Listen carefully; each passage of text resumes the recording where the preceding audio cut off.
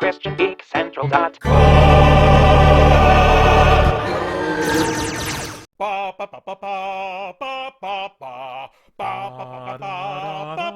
Wonder Woman, in your satin tights,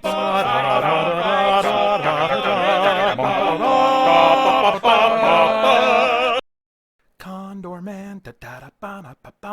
Hi, I'm Peter Franson from christiangeekcentral.com and Spirit Blade Productions. Welcome to Essential Issues, where I talk about my favorite DC comics of the past that are still affordably available today, blabbing about why they're special to me and what, if anything, they have to say about the essential issues of real life. Now, warning, this series does freely contain spoilers, but I think even spoiled, the stories I feature are still well worth reading. For more info about the intent of this series and what to expect from it, check out the video on the Christian Geek Central YouTube channel titled Essential Issues Series Introduction. We've covered some key origin stories from DC Comics. Now we're moving into stories that feature major events in the DC universe, or that in some way define the status quo, or that are, in my view, iconic representations of DC characters. Last time, we looked at the first two story arcs in the Death and Return of Superman saga. Now we're looking at the third and final arc, Reign of the Supermen, a massive, 400-plus page trade paperback. Superman has died fighting Doomsday, and the world has mourned his absence. But now, four new Supermen begin to appear, and both the DC Universe and readers are wondering which one might be the real Superman returned from the grave. The first Superman we get a close look at has strong ties to the original, appearing as a being of energy in the Fortress of Solitude, and then looking identical to Kal-El when he eventually regains physical form. But his personality couldn't be further from the hero raised on a Kansas farm. This Superman identifies himself solely with Krypton and has a coldness to his crime fighting, even killing the criminals he confronts with his new set of energy blasting and energy-related powers. It's also worth mentioning that he wears a visor over his eyes, since his eyes are sensitive to the light that once gave Superman his powers, which only creates more questions for the reader. Even more troubling, when Lois confronts him, we learn that he knows that Superman was also Clark Kent, but he says that Kent is gone. There is only Superman now. Lois is crushed either way, since if he's lying, Clark's identity has been exposed, putting all of his living loved ones in danger, and if he's not, then she's just lost Clark all over again after seeing a glimmer of hope. The second Superman, Henry Johnson, is implied by a panel of art to have some kind of spiritual connection to Superman, who had once rescued him, inspiring Johnson to be purposeful in his life. Then, as the story goes, when Johnson was buried in the rubble caused by Superman's fight with Doomsday, he had a near-death experience in which he saw angels, demons, and his granddaddy, he says, who told him he didn't want him to die. His description of his experience sounds very similar to the spirit world journey of Jonathan Kent in his pursuit of Clark. Is it possible that Clark's spirit now inhabited Henry Johnson's body, or could their spirits be entangled in some way? Although unexplained at first, it turns out Johnson, despite living in a rough urban neighborhood, is a brilliant scientist who constructs a powerful metal suit for himself, taking the name the Man of Steel, as he fights to help the downtrodden and make the wrong things right, carrying on the good fight of Superman. The suit that he made has rocket-powered boots and other installed gadgets that allow him to fly and give him super strength, but his most memorable tool is that giant hammer, which completes the iconic ode to the legendary John Henry of American myth. A psychic rescued by the Man of Steel claims that he literally embodies the spirit of Superman, and it's hard not to wonder at this point if maybe Kryptonian spirits are different enough that something like this might be possible. It seems clear that Henry Johnson is at least partly himself, as he has his own memories and feelings, including the guilt he feels over his own advanced weaponry designs now being used by street gangs to mercilessly take lives. Now, at this point, I have to comment on the art. This story was originally told through 4 different monthly Superman titles. I personally connect with the art style well enough in 3 out of 4, but the pencils in the books featuring the Man of Steel have a rough, angular style to them that just isn't for me. But the coloring is at least noticeably upgraded in all of the books from the previous story arc, using an airbrush or possibly early digital coloring, I'm not sure, that adds shading and dimension that elevates all of the pencil and ink work. So that is appreciated. Next up is the cyborg Superman, who shows up to claim Doomsday's body out of concern for whether or not he may actually stay dead. And it's hard to argue with him. I mean, if Superman can come back from the dead, who's to say Doomsday can't as well? But is this cyborg Superman the real deal? He claims that his cyborg parts are replacements due to the damage done to his body, but the damage from his fight with Doomsday didn't seem near bad enough to justify replacing 2 limbs, half his torso, and most of his face. But as a reader, it's compelling when this Superman's internal narration is displayed. Mentally, he is thinking of himself as Superman. In his thoughts, he refers to the Martian Manhunter by his personal name, Jean. Cyborg Superman explains to Lois that much of his memory is lost, but that he remembers fragments, including a farm in Kansas and the name Kent, which is enough to make Lois believe that he could be the real deal. What seemed to seal the deal for me when I first read this story was the DNA evidence. Lois takes Cyborg Superman to Professor Emil Hamilton, who had worked more closely with Superman than any scientist and had recorded exhaustive scans of his body and Kryptonian technology. He confirms that the cybernetic parts were in fact Kryptonian, and that, stunningly, the organic parts are like a perfect DNA match for Superman. At the time this was first published, DNA evidence was very new and being buzzed about in high-profile court cases. So Cyborg Superman having the same DNA as the original Superman was like knocking the ball out of the park in my mind. I was sure I had this all figured out. I concluded that Cyborg Superman was Superman's body and some of his memories, but his true spirit, or most of it, was somehow tangled up with Henry Johnson. And maybe some of his energy reserves made up the sunglasses Superman, who knows. An unconventional theory. It wasn't as simple as just choosing one of the 4 Supermen to be the genuine article. But the truth, though not what I had thought, was equally unconventional and far less expected. And yet, we still haven't touched on the 4th and final suspect among the new Supermen, Superboy. Superboy is the option I never even considered. First, he admits up front he's a clone of Superman, so unless you're a naturalist, and I'm not, he is not remotely the same person as Superman and never will be, but rather a clearly distinct being. And all the more distinct for his annoying juvenile personality. In some ways, I think the writers were answering some objections made about Superman by his critics, and using this story arc to do so. For those who thought Superman was too much of an uncool goody-goody, we got 2 Supermen to test drive the alternatives right before our eyes. With the dark, lethal, energy-blasting Superman, they were showing us what a darker, edgier Superman could be like. And with this Superboy, who hates being called Superboy, we were being given a Superman who would be young and cool, I guess. But at the same time, the writers were giving us these options. They were also showing us that, in fact, the critics really don't want what they're asking for. The Funeral for a Friend story, as well as the Reign of the Supermen story, seem in part designed to give us a hunger for the true and good Superman we remember. The story continues and has a good amount of filler as each Superman is dealing with their own subplots, but slowly they do begin to connect. Lois finally catches up to the metal-suited Man of Steel, and while he least resembles Superman visually, his humility and character are strikingly like the real Superman. On the same page, 2 Supermen interact for the first time as the Man of Steel scolds Superboy for his recklessness. We're beginning to see that while each Superman has things in common with the original, there may only be room in the world for one of them.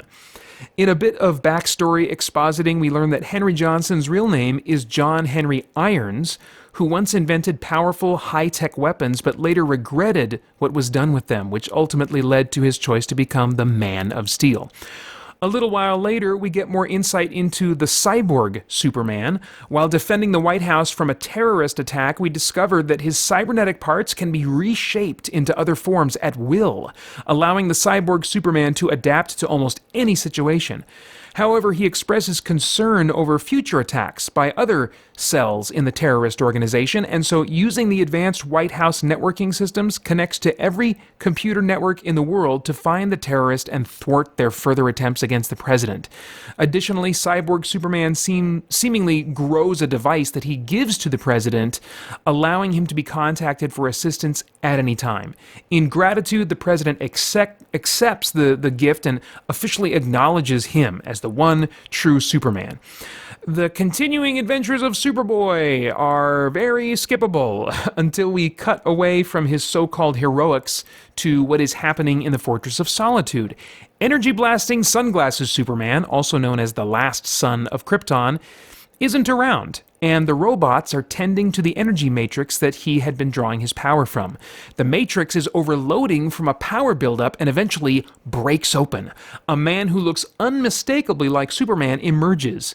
Weak and disoriented, he asks the Fortress robots to fill him in on what he has missed, which they do by connecting him with news broadcasts around the world. After seeing how out of hand things have become with the 4 new Supermen, he resolves to get to Metropolis as soon as possible. As it stands, he couldn't get there fast enough. For starters, the last son of Krypton and the Man of Steel are coming to blows on a pretty regular basis. Given that Last Son suffers no pretenders, and the Man of Steel feels a responsibility to protect criminals from being unjustly executed by Last Son. At the same time, a new player enters the plot as a mysterious giant space vessel is shown traveling toward Earth, with a shadowy figure vowing revenge against Superman. Eventually, Man of Steel gets the better of Last Son by, believe it or not, breaking his glasses, which protected his sensitive eyes from the light. Last Son, humbled, flies away, in part to respond to emergency signals coming from Coast City. The Coast City citizens are relieved for the Last Son's help with a burning airport, and the coldest of the Supermen even seems to be warming up just a little bit in how he interacts with others. While there, they also get word of a giant alien craft descending on the city, which the Last Son vows to fight if it doesn't come in peace. Meanwhile, the president alerts his officially supported Cyborg Superman of the craft over Coast City. Cyborg Superman tells the White House he is more than ready to go help, but also wonders out loud if the last son of Krypton, conveniently in Coast City already, might be in league with the descending spacecraft. Both Cyborg Superman and the Last Son meet over Coast City just as thousands of metallic globes are dropped all over the city from the alien ship above. Last Son is determined to investigate and flies past Cyborg Superman, who then shockingly blasts 3 holes through his back and out the front of his torso, telling him with menace that he will be blamed for the deaths of millions. It's one of the most shocking and memorable moments of the entire story and caught me completely off guard. The image announced the arrival of one of the most legendary villains in modern DC Comics history, while at the same time initiating the complete destruction of one of its most famous cities. As Cyborg Superman finishes off the last son of Krypton with a brutal blast to the head, the image of a massive explosion fills 2 pages, as the narration solemnly tells readers that more than 7 million men, women, and children that once called the Coast City area home die. Now, I have to make a complaint at this point. The Cyborg Superman is obviously not the real Superman, but back in earlier issues, as I mentioned, readers are privy to his internal thoughts in which he thought of himself as Superman. So that seems like an unfair cheat in the writing. The only way I can justify it is possibly by concluding that this nutjob, as we'll discover he truly is, actually believed for a little while that he was Superman, but that just doesn't seem to be in keeping with his plan as it is revealed. So I'm declaring cheater on the writers and editors of that earlier issue, after which I'm content to shrug, say, that's comic books, and move on. Still playing the part of noble hero over the comms with the White House, the cyborg Superman lies and says he did all he could, but nothing of Coast City remains. When in fact the alien ship has launched a second rain of globes, now designed to build over what was destroyed, and standing triumphant while the leader of the ship kisses his hand in fealty, the cyborg Superman vows that Metropolis is next. After ruthlessly killing a group of ragtag Coast City survivors, Cyborg Superman calls for the assistance of the Superboy clone.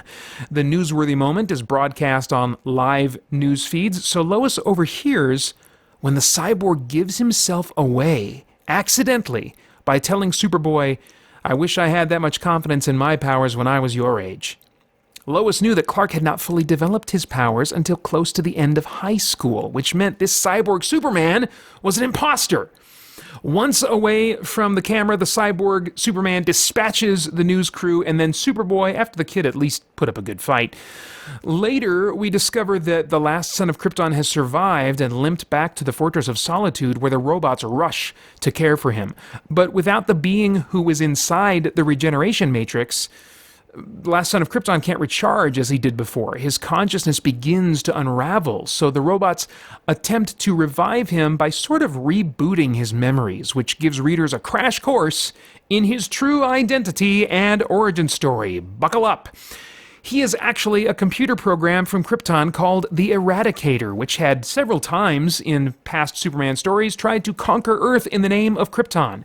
Superman defeated him, but in the process unknowingly dispersed his consciousness into the Fortress of Solitude computers, from where he emerged as a being of energy to try and possess Kal-El's dead body, as he had before when Superman was still alive.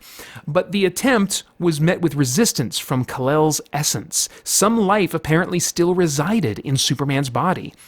He drew just enough power from Superman to create a new body, modeled after Kal-El's, and then took Kal-El back to the fortress to use as a rechargeable battery for himself. The Eradicator, because of drawing on Kal-El's essence, has been changed in many ways, including the addition of a slowly developing moral compass.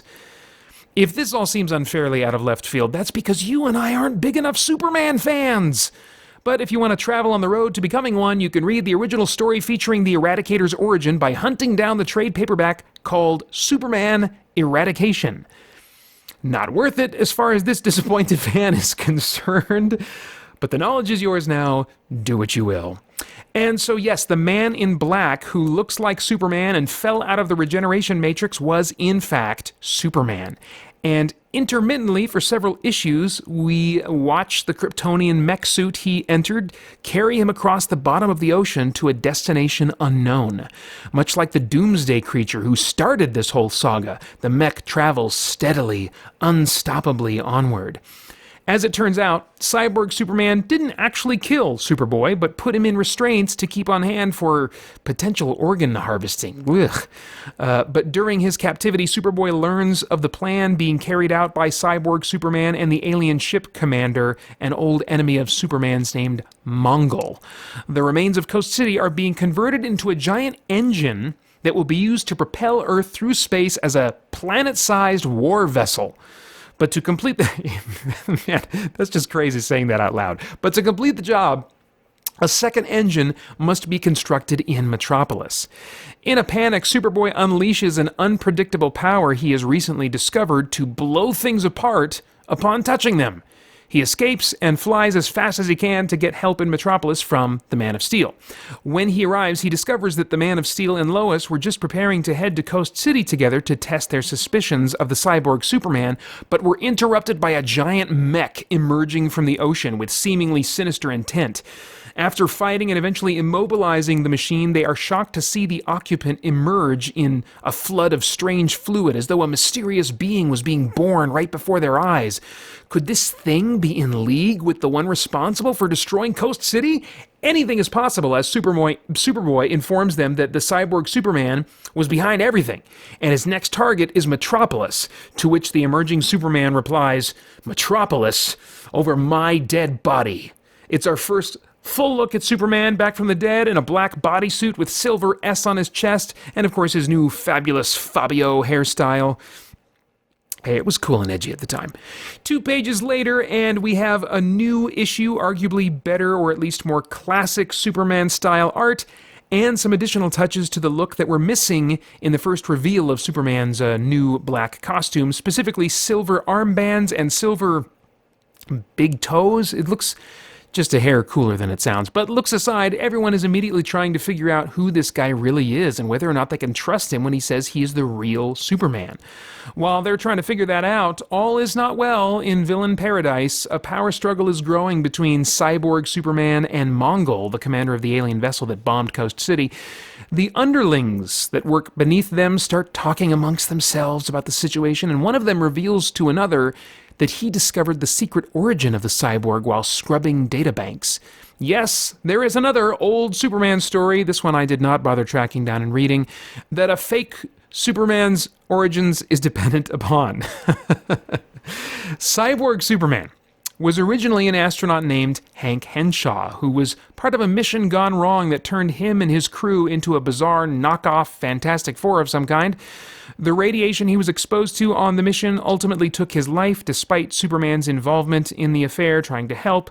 But unbeknownst to him until his death, the strange radiation also turned him into an immaterial being capable of possessing and controlling any computer or machine. With it, he returned to life in a mechanical body that so disturbed his wife she was driven mad and then to her death. Henshaw, his life tragically destroyed, traveled to Earth orbit where Superman had stored the vessel that had brought him to Earth as a baby. Although Superman tried to stop him, Henshaw took possession of the vessel and disappeared into deep space, where, and this is now the part that wasn't covered in previous Superman issues, he encountered Mongol. He realized that with Mongol's war-world technology, he could take his revenge on Superman, whom he maniacally blamed for his predicament. He determined to destroy Superman's adopted homeworld and everything he loved. And since Superman was already dead, he used Superman's genetic code contained in the Kryptonian vessel to grow himself clone body parts so that he could masquerade as Superman and have the world blame him for the doom of the planet, destroying his legacy forever. Whew, that all makes sense now? Well, Lois is certainly as confused as can be, but thanks to a vital callback to Clark's last words to her, and through the magic of kissing, which in fiction apparently has snowflake uniqueness, better than the best DNA testing, Lois realizes that he, far more than any of the others, might really be the man she loves. But Superman or not, he is lacking big time in the power department, still apparently recovering from dying, or being kind of dead but not completely, or whatever. With the help of some LexCorp rocket boots, he takes command as only the real Superman could, leading the Man of Steel, whom he simply refers to as Steel, giving the character his long-term hero name for the first time, and Superboy in an assault on the cyborg Superman's base of operations on the invading spaceship now landed in former Coast City. To be better prepared, and to further emphasize that Superman can be cool and edgy while still being a Boy Scout, he picks up some scavenged alien weapons and continues leading the charge with grim determination. The trio soon discovers a missile launching to bring Coast City's fate to Metropolis. It seems to get away amidst the chaos of another attacking wave of alien soldiers, but when the dust clears, Black Suit Superman and Steel see that Superboy managed to hang on to the missile. They leave the job of saving Metropolis to him and continue on into the spacecraft. Superboy, who has never been as powerful as the real Superman, pushes himself to his limits and just barely manages to divert the missile from Metropolis. But when it still detonates, with him hanging on to it, it seems that Superboy has paid the ultimate price, which, at the time, I would not have minded at all.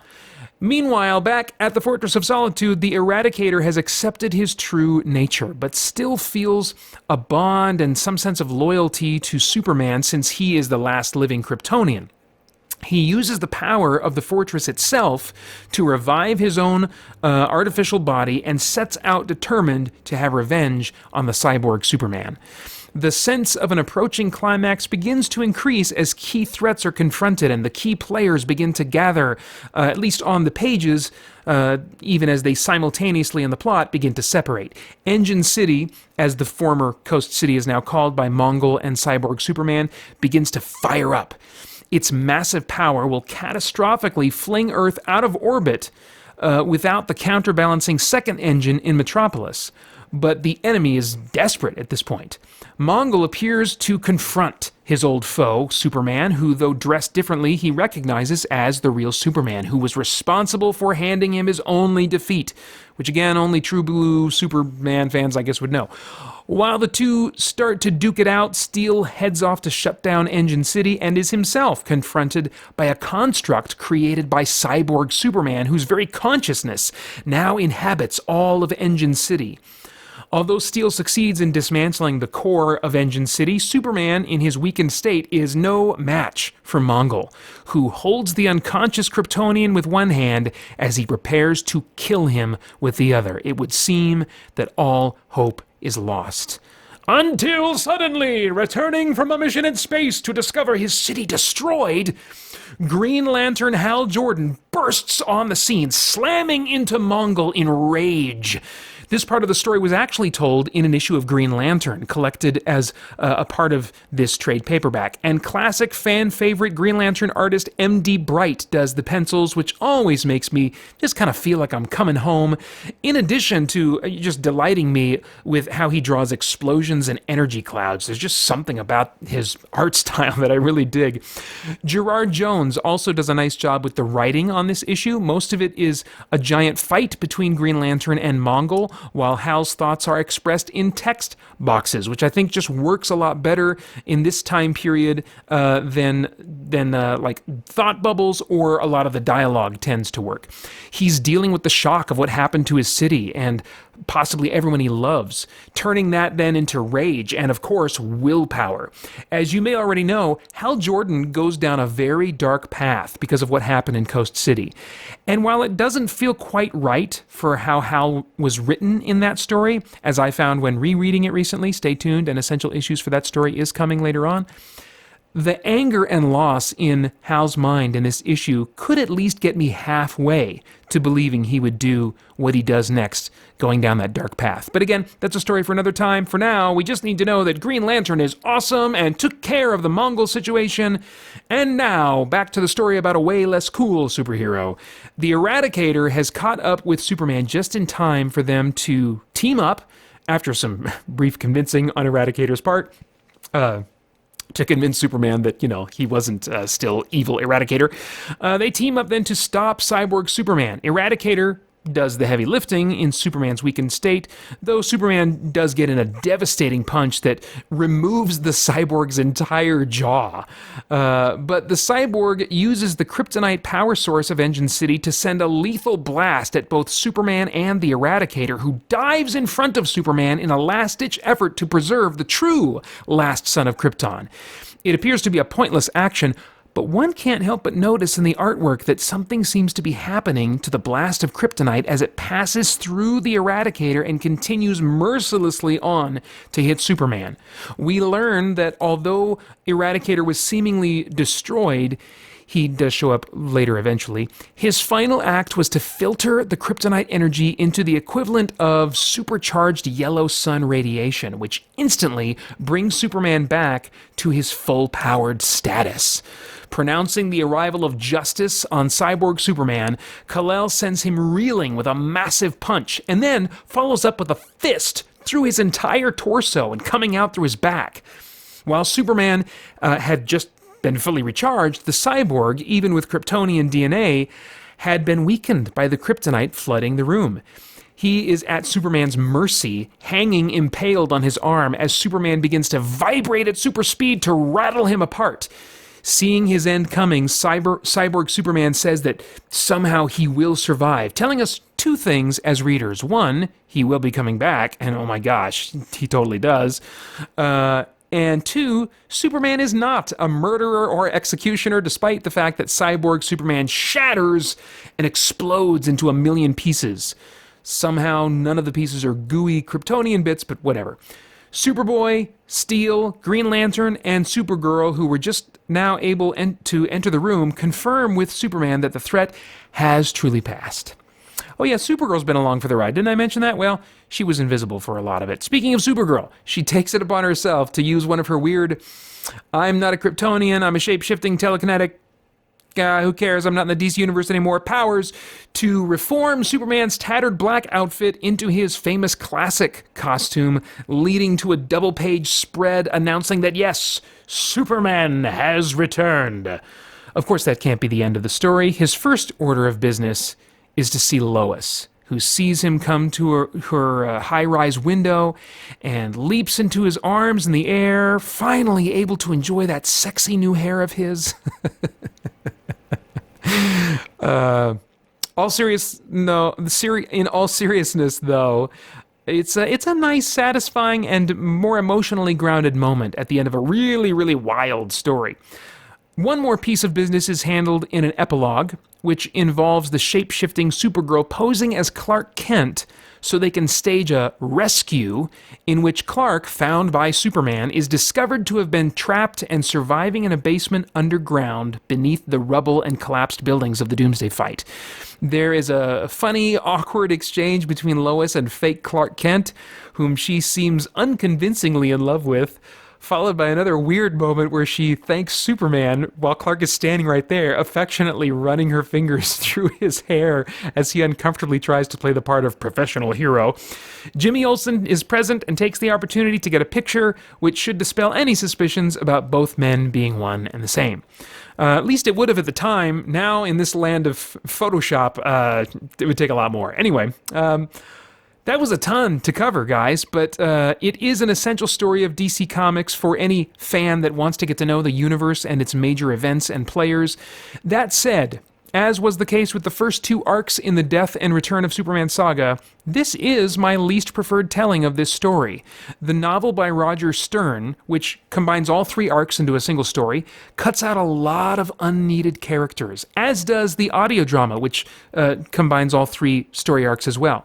But for my time and money, I'll still take the recent animated adaptations, The Death of Superman and Reign of the Supermen, which impressively streamline the origin stories of both the Eradicator and Cyborg Superman, including them in the story itself, rather than expecting the audience to have knowledge of old, less interesting Superman stories. The writing style is also still very dated, with expositional, melodramatic hero lines and mustache-twirling villain monologues. Not near as rough as comics of the 80s, but not near as improved as the comics of today. Still, for those who want the true blue comic book experience, you can get this story as the trade paperback titled The Return of Superman on Amazon.com used for $2 plus shipping. Awesome deal for over 400 pages of vital Superman history for Superman comic book historians. As for any worthwhile themes regarding the essential issues of real life, this isn't really going for any that I can tell, not remotely like The World Without a Superman story was. It was just a bunch of crazy comic bookiness for comic book fans.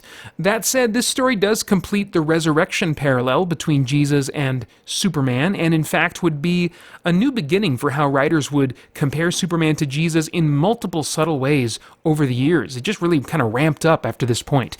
You could even argue that there is an unintentional parallel between the Antichrist and Cyborg Superman, but reading this story as a springboard for thought on more meaningful issues is likely going to leave you disappointed, I think.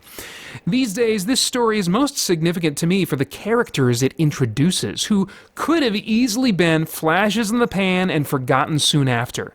And while that was largely the case with the Eradicator, who, they told stories about on and off for a little while, Steel went on to become really the Iron Man of the DC Universe, a respected hero in his own right. Superboy, as he soon contented himself to be called, began going through a number of changes over the years until eventually he was shaped into a character that I respected and even cared about. And Cyborg Superman, which gets second place for clunky and comic booky villain name after the Anti-Monitor, became one of the most infamous recurring villains in the DC Universe, both for Superman and for Green Lantern, as you can possibly imagine. Now, if you are ready for more Doomsday, Superman, and Cyborg Superman with an awesome dose of Darkseid thrown in, I'd like to recommend reading the pseudo-sequel to this saga titled Superman Doomsday hunter-prey. In this story, Superman arguably has a form of post-traumatic stress as he deals with nightmares about Doomsday.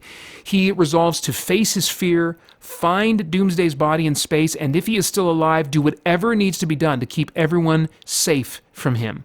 In the process, we learn the fascinating origin of Doomsday, including why he was buried on Earth and why he headed directly for Metropolis and for Superman when he dug himself out. The story also reveals the fate of Cyborg Superman, giving him a new look and upgrade. The writing combines increased psychological realism with equally out-of-this-world ideas. I wouldn't call it essential, so I'm not going to make an installment about it, but if you want to see more elements of the Death and Return of Superman saga fleshed out with a bit more focus on character that doesn't sacrifice on action, it's a story worth checking out, I think, for only about $6.50 plus shipping on Amazon.com. I have to admit, I pulled those issues out, started flipping through the pages again, and I'm really looking forward to reading it again.